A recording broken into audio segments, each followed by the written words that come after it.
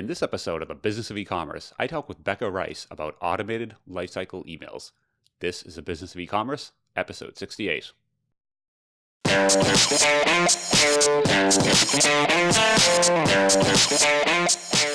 Welcome to the Business of E-commerce, the show that helps e-commerce retailers start, launch, and grow their e-commerce business. I'm your host, Charles Pileski, and I'm here today with Beka Rice. Beka is the head of product at Jilt, where they focus on helping merchants increase revenue through automated lifecycle emails. I asked Beka on the show today how you can use automated lifecycle emails to increase revenue in your e-commerce business. Hey Beka, how you doing today? I'm doing great. How are you doing? Doing good. So the head of product at Jilt, right? Absolutely. Awesome. And so what is Jilt exactly? Let's get started there. Yeah, so Jilt has been in the Shopify and WooCommerce and easy digital download space for a long time. A lot of people have known us as a cart abandonment solution, but we actually do a lot more than that these days. So Jilt's an email marketing solution that's focused on e-commerce stores. So we do automated lifecycle emails, transactional emails, and a few weeks after we record this podcast, we'll have launched broadcast newsletter emails. So we do email marketing that's targeted specifically to people who are selling online. Okay, excellent. So email marketing, kind of, when you say lifecycle emails, these are the emails that go out. Would it be post-purchase or pre-purchase, or like where in the lifecycle? Is it like when you say lifecycle emails, like is it where does it start, where does it end, sort of thing? Yeah, it's both of those, right? So we started with cart abandonment, so we've got that pre-purchase suite of emails, where we capture emails earlier in the process, in the shopping process. Like you can capture emails when someone adds something to the cart, for example, or when they reach the checkout page, and we'll send like recovery emails for those, which we find are fantastic revenue generators for a lot of stores, right? We'll send purchase confirmation emails, so like your order status emails. Like receipts, shipment confirmations, cancellation notices, right? And then also a lot of post-purchase emails. So we see a huge variety of emails people send, usually things like asking for a product review, sending an educational series strip for particular products, right? We see that a lot with membership sites, where they send like kind of an intro to your membership thing.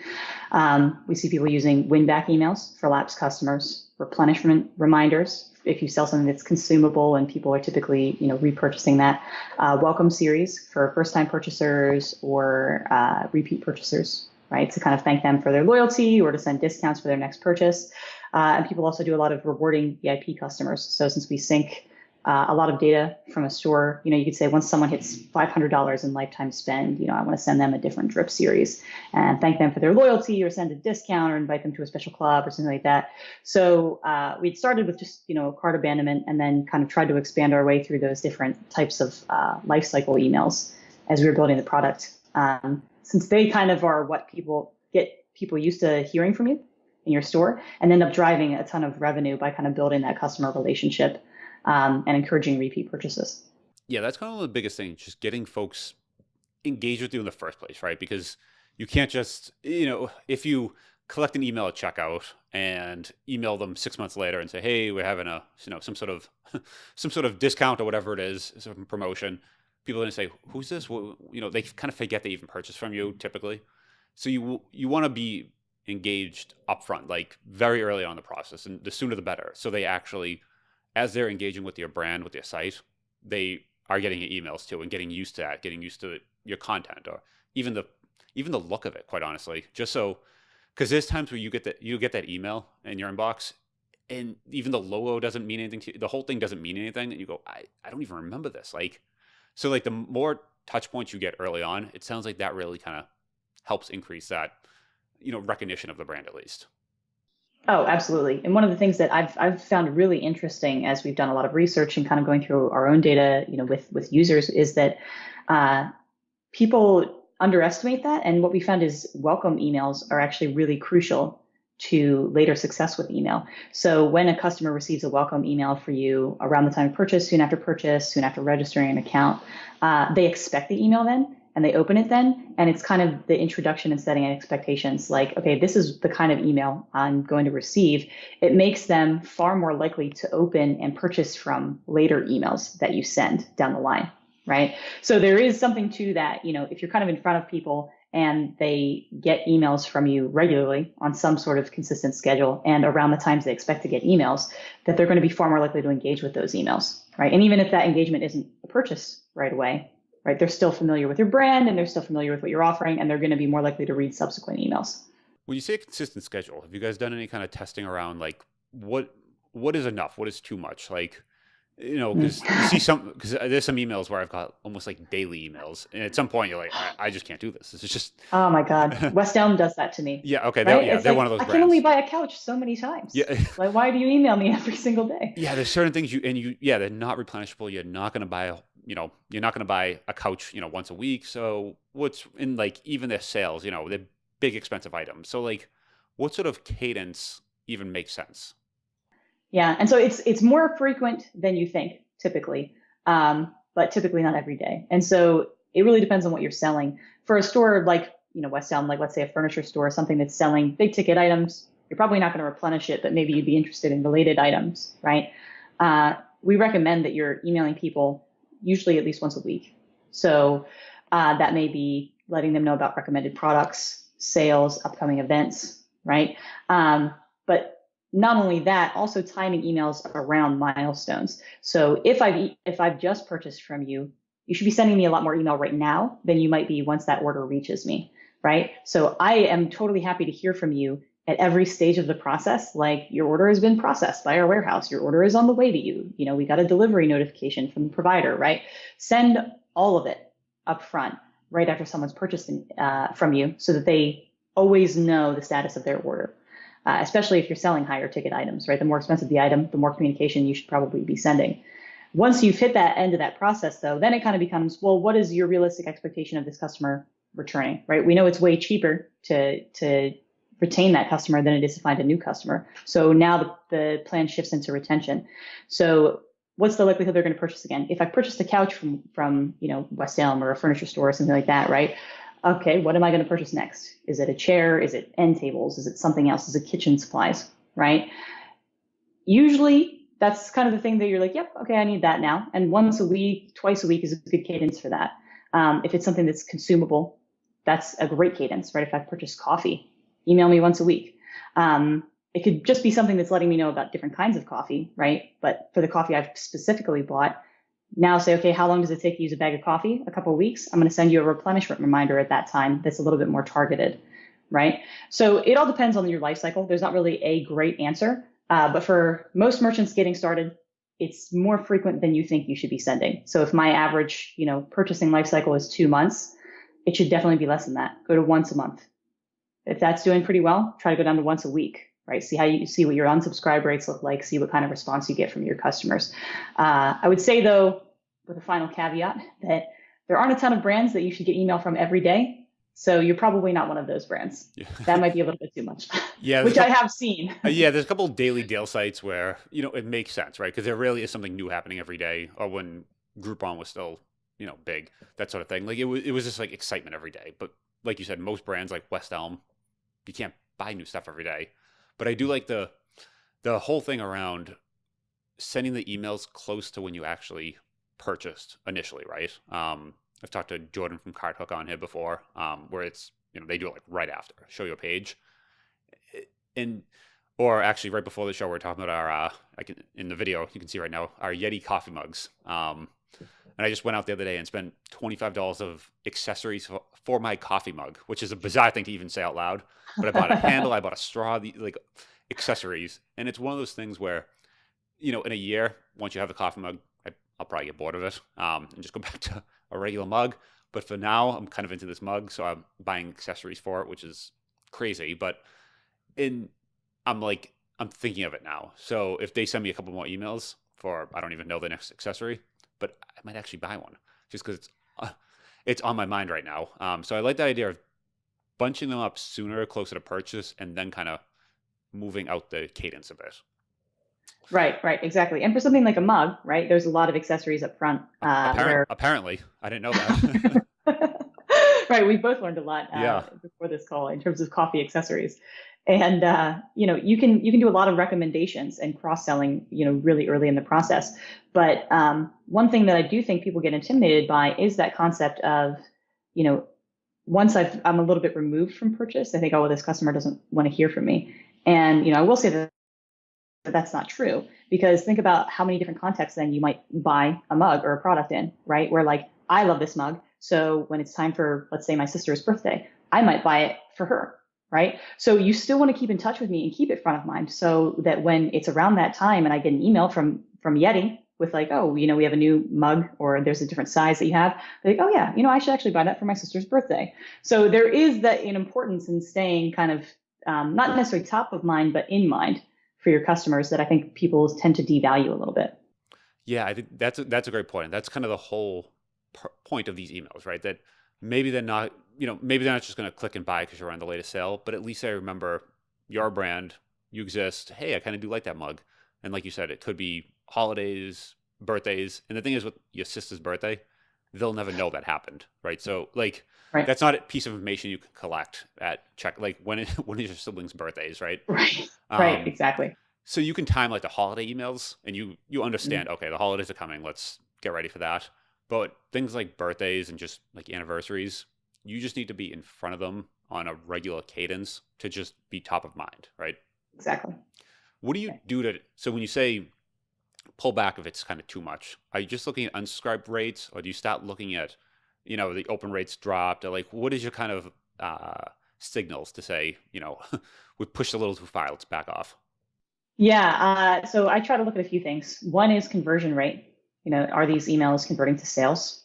Um, and, a little bit of a drop might be okay if you're also sending more emails, right? So your conversion rate might sink a little bit, but overall number of total conversions might grow, right? So being mindful of both percentages as well as absolute values is pretty important there. And when you actually look at specifically at sales, we look at open rate, we look at unsubscribe rate, and customer feedback, which is more qualitative than quantitative, right? But if you have people replying that, like, please, take me off this list, or why did why are you sending me so many emails? That's a bad sign. So, pull it back a little bit. And depending on your email marketing provider, sometimes you can also say, okay, well, let me, bucket people differently. People who want to hear from me as much as possible, people who want to hear from me, only monthly, which is something that I think I've always wanted from a lot of bigger brands too, right? Is like that choice. So default people into whatever schedule you think is best. But if you have the flexibility to say, no, you get a monthly digest instead, then it's something that's worth experimenting with. It doesn't work for every store, right? But kind of saying, let me email some people once a week, let me email some people once a month, and comparing those is really useful. Because you may find that your customers that hear from you once a month, they're not engaged. They don't care about you. So you also shouldn't put effort into doing that monthly digest, right? So it's a lot of testing around that life cycle. I think is important to say, what are my absolute number of conversions? What are my conversion rates? And kind of comparing those schedules to see what sort of cadence works best for you and your customers.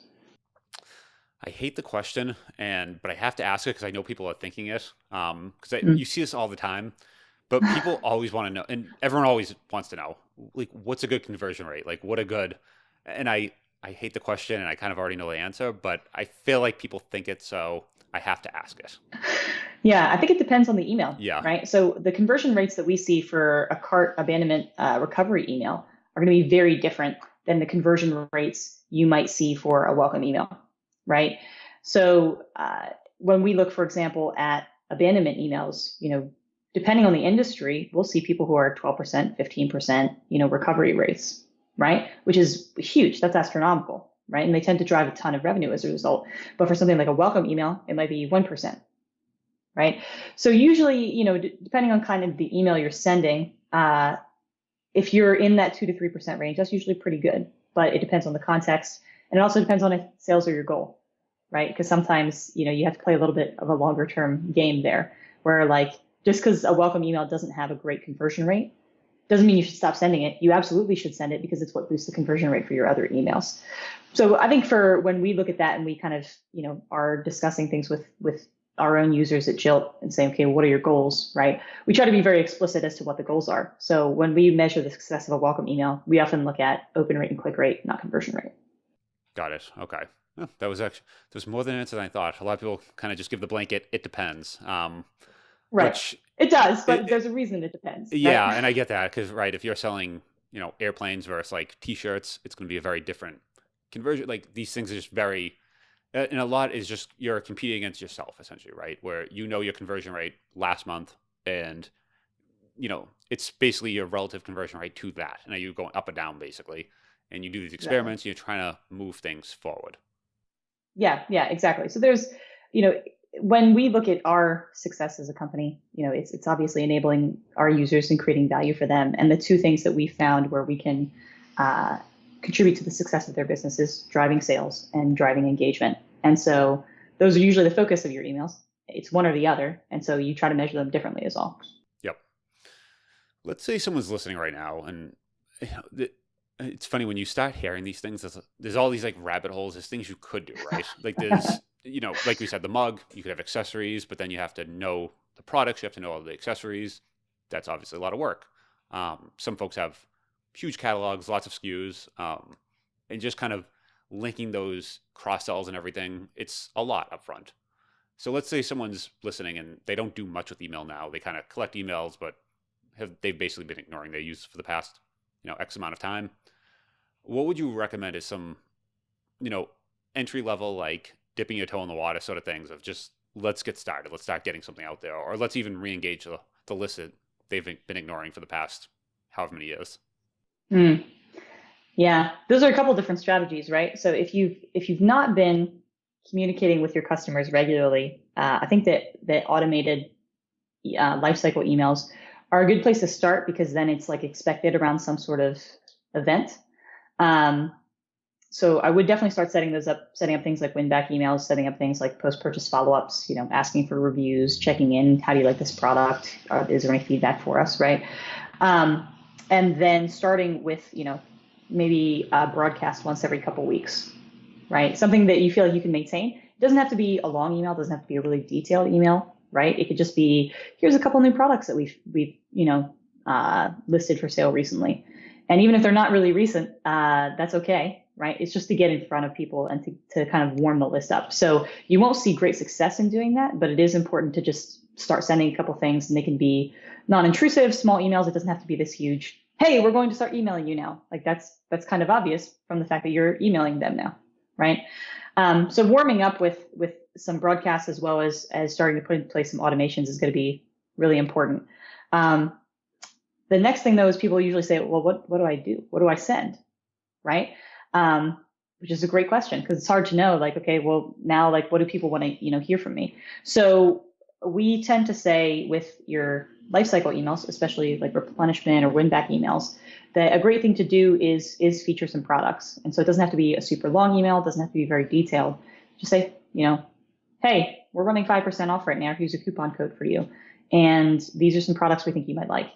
And we do like a recommendation engine, within Jilt that'll recommend products, for that person. But even if you don't have that in, your email marketing platform, we also let people insert like best sellers, most popular products, newest products. So you can usually do something similar, or even just pick some featured products that, you think most people like, or some products that are usually kind of accessories to your best sellers, right? So you can hack at that a little bit. But just kind of featuring a few products and sending that, and then doing something similar in your broadcasts, like, hey, this is something that's on sale right now, or hey, have you seen this product? Or we're going to be running a sale 2 weeks from now. We'll let you know about it later.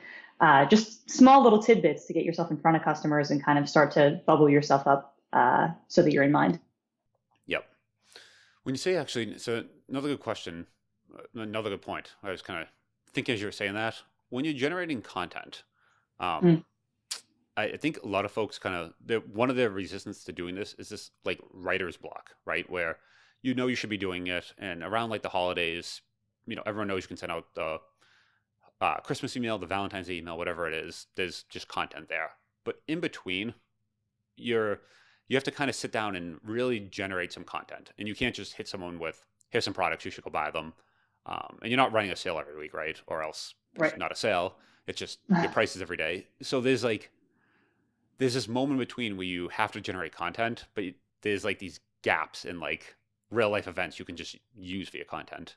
Do you have any kind of tips or any strategies around what would you do just to engage with folks when you're in between and it's not Valentine's Day and it's not, a special sale? Right.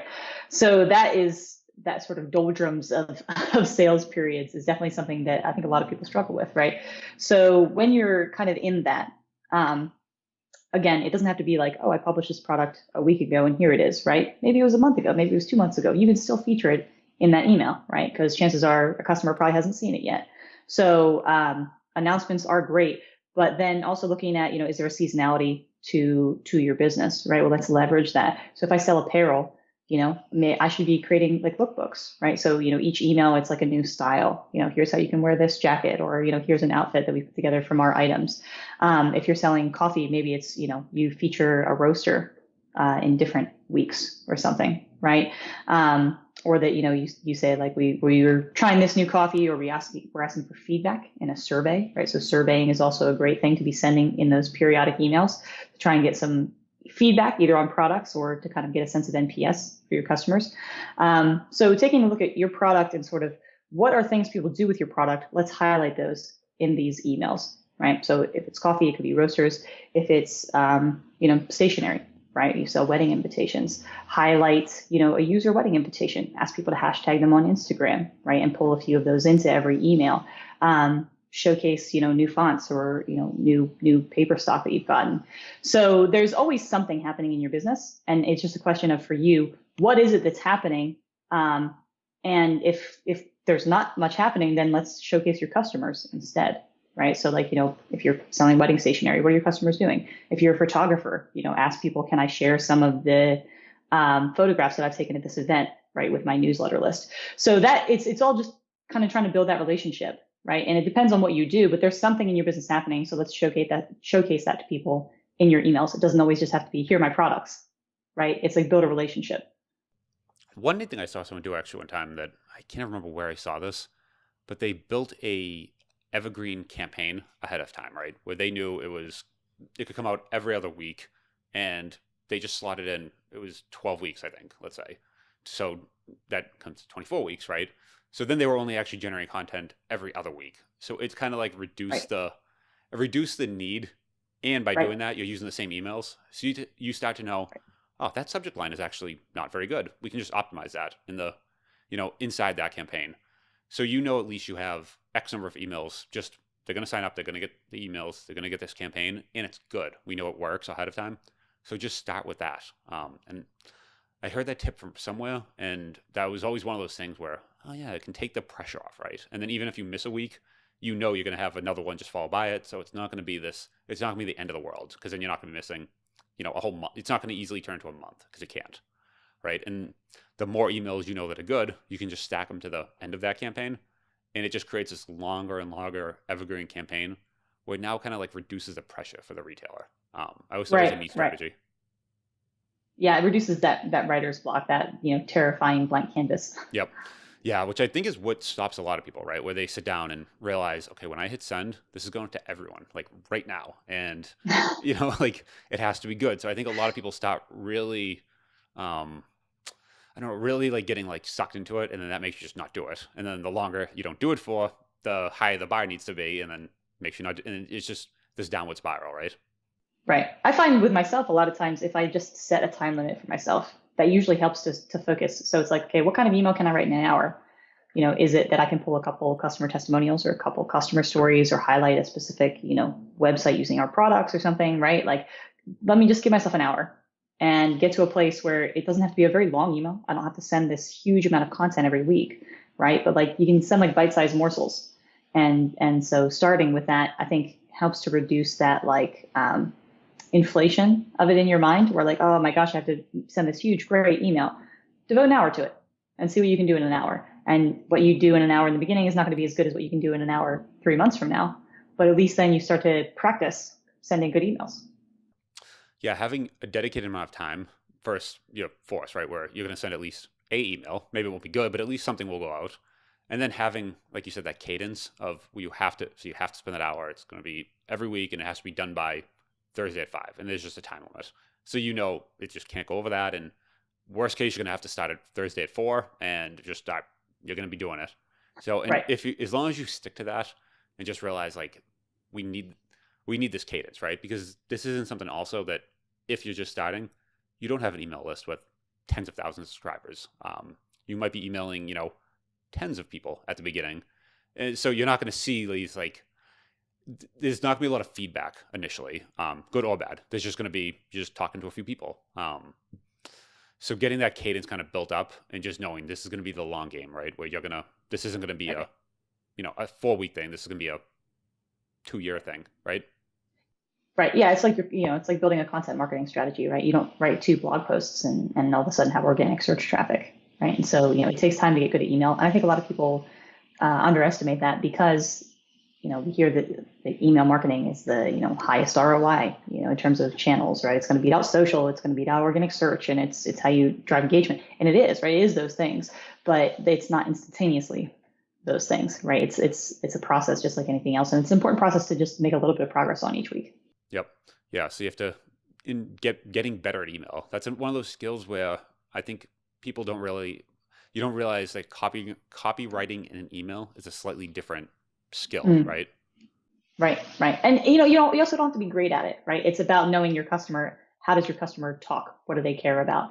And, kind of having a particular person in mind that you write for, right? So for me, if I'm writing an email for people at Jilt, like I have, specific people who use the app that I know I'm going to write to, right? And so I know, okay, I want to target someone like Zach. Let me write a note that Zach would like to read. And that's what I send, and so it kind of helps, especially when you're small, to develop that habit and that practice. And then that kind of becomes how you approach your email. Is that kind of a tip you'd recommend on just almost like assuming you're writing this email to like a 1-to-1 type, like take out the whole email blasting? Is that something you kind of do of just saying, let's just write it to this one person? It helps me. I don't know if there's any reality to that being helpful for most people. I do think though that if you don't do a ton of market research and whatnot and user research, it does help to have that sort of person in mind, right? Because that's kind of like one of your customer personas. And so for me, when I have a particular person who uses the app or particular customer or whatnot, it helps if you talk to them, right? And so like I do a lot of customer interviews, working in product. So for me, it's nice when I'm writing that I can read something that someone else has done, or I can read something that I've written and know sort of who it would be talking to. So I would say first, if you're early on in your business, try to talk to your customers so that you have that in mind. And then, I find it really helpful to say, I'm going to write this for this person because I know that they are the kind of person who's going to be a promoter, who's going to be a fan, or who's going to be loyal. And so that's who I want to talk to in my emails. And then it kind of becomes a self-fulfilling prophecy of those people like your email list and stay on your email list. Because I feel like another thing people get hung up on is segmentation, where it's one of those things you hear like, you should be doing this. And everyone kind of drills into you like, this is what you should be doing. You should be, so you guys work with, you say Shopify and WooCommerce? Shopify, WooCommerce, Easy Digital Downloads, which is a much smaller platform for digital sellers. So everyone kind of tells you, right, when you email a list, you shouldn't be emailing the whole list, right? And talk about Shopify, like you should be emailing just the WooCommerce folks, just the shop, like segment everyone out. But I feel like that's another thing that's first hard to do. And then second, people just because it's hard, people just get hung up on it. And they don't want to send out just like your email platform, your e-commerce platform. They want to send out, to the Shopify list, to the WooCommerce list. How do you feel about like, how important is that? Or is it really that important?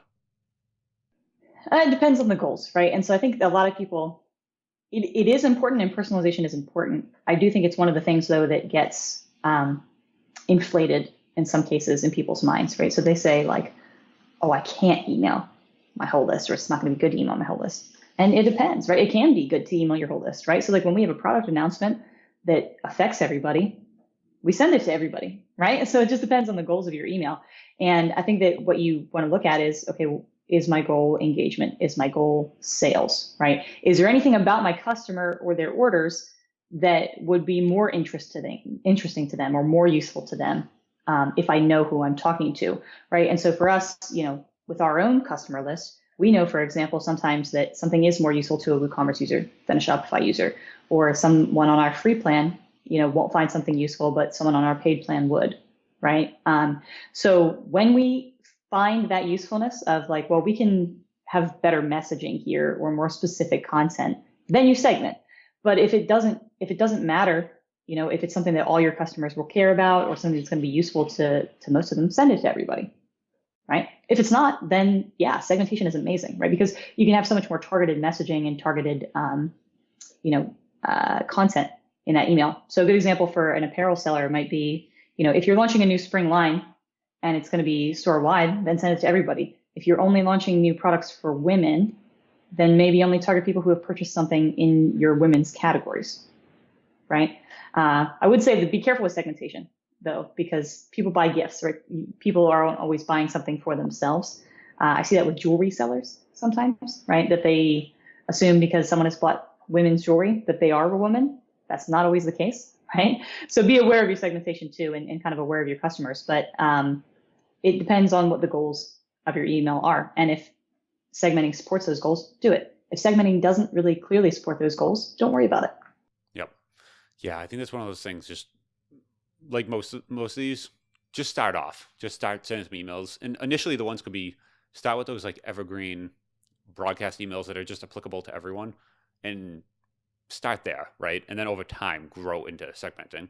And initially, most folks are going to have a relatively small list that it doesn't really matter if you segment anyway, because if you go too small, you're just emailing like, Like three people. you're like three people anyway. So you could just, open Outlook and just blind carbon copy them at that point. So you don't even need, you know, you're basically emailing almost like if you go too crazy with this, it goes in the wrong direction.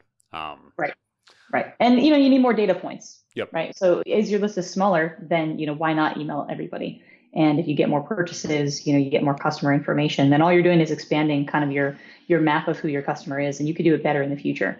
So it's something that I think tends to be try to over optimized or overthought at certain sizes. Yeah, I feel like one of those things I've seen people get hung up on is having like the name of the subscriber, like their actual name in the email.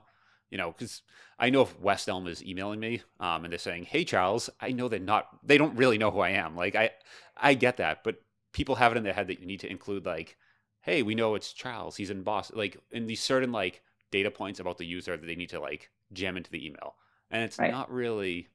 I make things up. Yeah. I mean, in all honesty, when I sign up for a list, I put in like Rockstar as my first name, and then it's hilarious to get emails that are like, "Hey, Rockstar," and I'm like, "Hey to you too." Yeah. That's how you know they don't really know you because Right. yeah, exactly. That's the test right there. What are some other things you see on new users just getting started that are kind of you look and you say, and wrong direction there? Yeah. There's a lot I would say that's tempting when you get started. The biggest mistake I guess I see with people who are just getting started with email marketing or maybe their store in general is this stress of I do this myself. I actually just did this literally yesterday, where you get in this rabbit hole of oh, I want to get better at this. Let me do an hour or two of research on it, right? And then like 4 hours later, you're on the other side of the looking glass and you're questioning everything. You're like, oh my gosh, I know nothing. The world is fake, and you get into this like mind space of I can't be good at this. Like I just don't know enough. There's too much here, and it gets overwhelming. And I think that a lot of people who are getting started do that. You think you have to let perfect be the enemy of good, right? So I would say that when you start out, don't focus on A/B testing. Don't focus as much on metrics, because what you're doing isn't statistically significant. You don't have enough data points yet, right? Focus on getting better at this as a craft, right? Getting better at your business as a craft and building relationships with your earliest customers. So, do things that aren't scaling right now. If I have a customer list of 100 people, right, or there's 100 people on my email list, a lot of people look at that and say, well, it's hard to drive sales. But you're missing your opportunity here. You could email every single one of those people individually and ask them like, hey, how did you hear about us? What brought you here? Can I talk to you a little bit? Do you like the product, right? Use it as an opportunity because you're doing something that a huge company can't do, right? Talk to those customers, have those personas in mind, right? Have your people in mind that it's like when I write an email, now I know who I'm talking to. So I think that a lot of merchants who start out think that they have to do what large brands are doing. And in reality, like use that to your advantage. Do what a small brand can do really well, which is be personable, get to know customers, develop these mental models of who am I talking to, get better at sending emails and get better at building, your craft so that when you are scaling up, it's easier, right? Because that's much harder to do when you have thousands of customers and you have other things vying for your attention at that point. So lean into growing.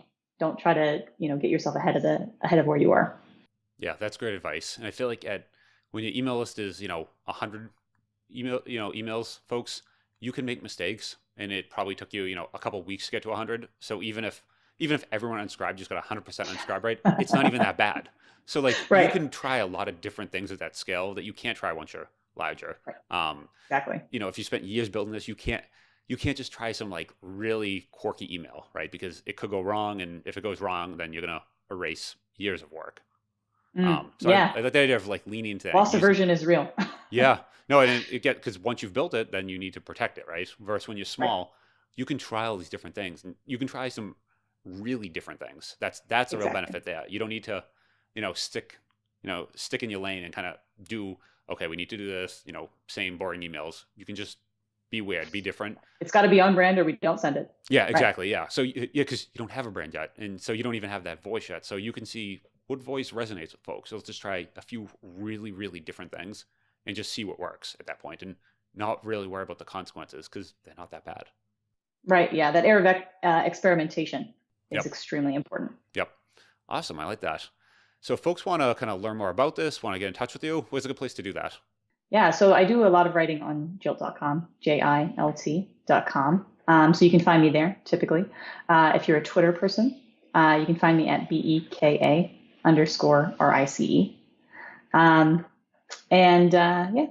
Yeah, those are the places where I hang out most online. If you chat with us via Jilt.com, usually I'll pop in every once in a while. I'm a little bit of a gremlin, right? You don't always see me. Sometimes I'm there though.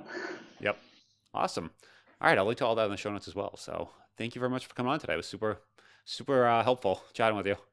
Yeah, thanks so much, Charles. I appreciate it.